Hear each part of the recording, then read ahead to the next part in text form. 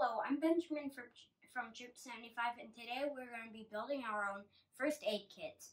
So first we have these latex-free bandages.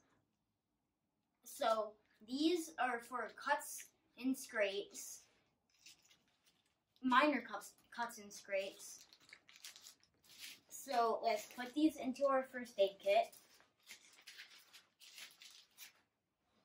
Next, we have gauze pads. These are for medium to major bleeding, and let's put these into our first aid kit.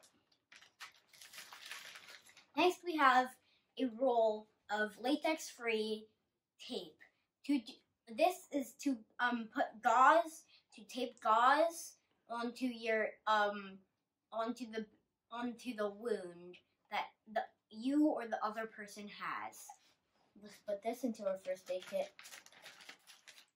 These are moleskins. Therefore, if you get a blister from hiking or anything like hiking to get a blister from, you can put it on there and it will help.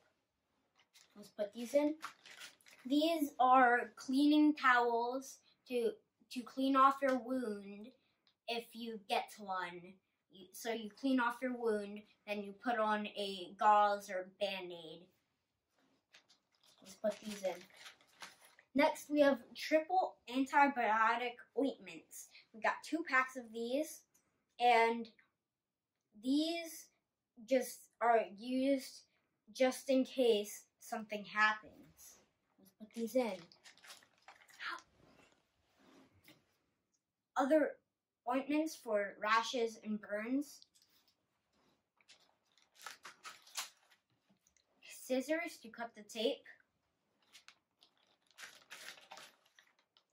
Tweezers to pull out ticks and splinters.